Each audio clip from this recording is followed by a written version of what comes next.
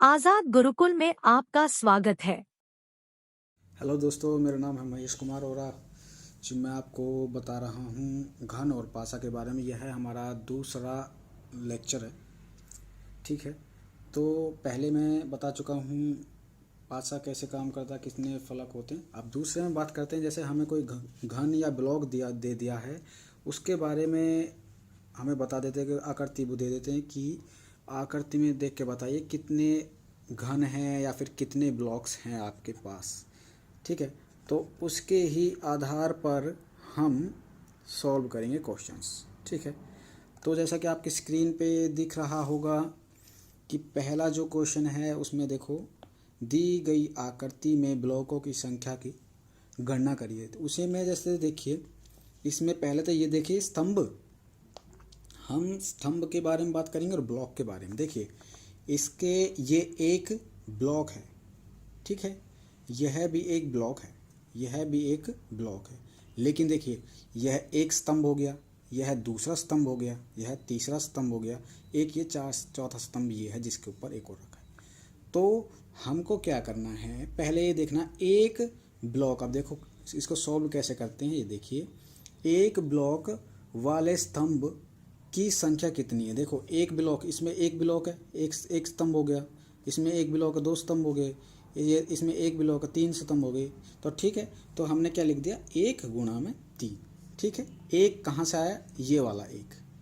ठीक है जी, एक गुणा में तीन, तो तीन हो जाएगा। ठीक है, अब बात करते हैं कि दो ब्लॉक वाले स्तंभ की संख्या, दो ब्लॉक वाले स्तंभ की संख्या। देखो इस पे ये एक और रखा है, इसके नीचे भी एक और होगा। ठीक है, तो दो हो गए ना, तो इसलिए दो ब्लॉक वाले स्तंभों की संख्या दो गुना में एक। दो ये वाला दो है और एक ये जो स्तंभ है एक है, इसलिए एक। ठीक है, तो कुल ब्लॉक कितने हो गए, जब तीन गुना में एक करेंगे तो तीन, और दो गुना में एक करेंगे तो पाँच, सॉरी दो होगा, और तीन प्लस में दो करेंगे तो हमारा आएगा पाँच। ये हमारा आंसर हो जाएगा। ठीक है, चलिए अब अगला क्वेश्चन देखते हैं। ये वाला देखिए,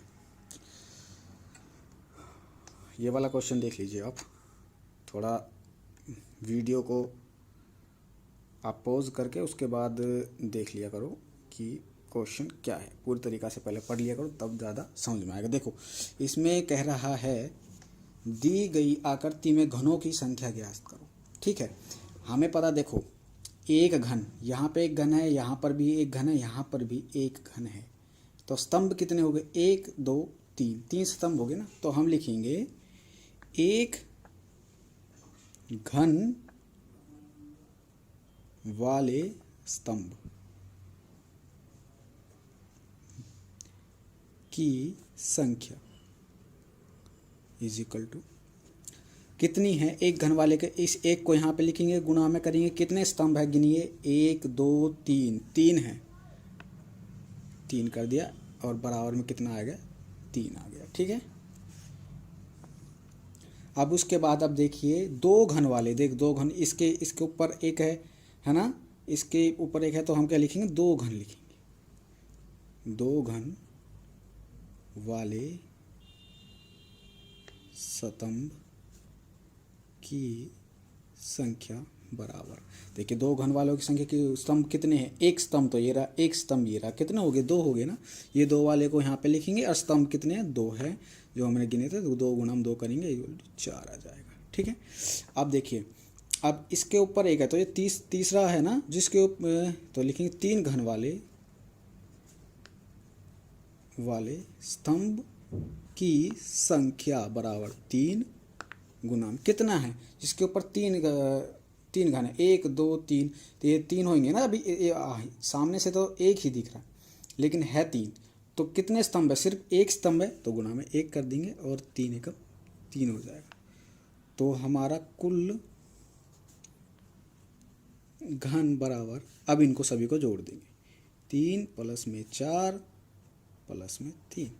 ठीक है, चार तीन सात प्लस के तीन इज इक्वल टू सात तीन दस। ये तो 10 घन हो गए इस आकृति में। ठीक है, तो जितने भी सवाल होंगे सभी इसी प्रकार से होंगे। चलो मैं एक और एग्जाम्पल देख लेता हूँ। ये वाला देखिए,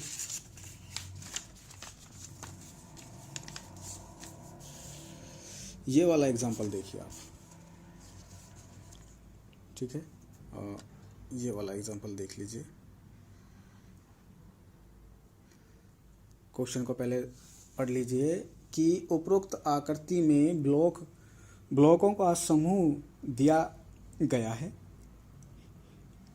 इन्हें जब अलग किया गया तो कितने ब्लॉक होंगे। देखिए हमें ब्लॉक ज्ञात करने हैं। देखो पहले हम कर लेते हैं, देखो ब्लॉक, देखो इसमें एक, इस स्तंभ में कितने ब्लॉक है, एक, इसमें भी एक है, इसमें भी एक है, इसमें भी एक है, इसमें भी एक है, ठीक है, और इसमें भी एक है।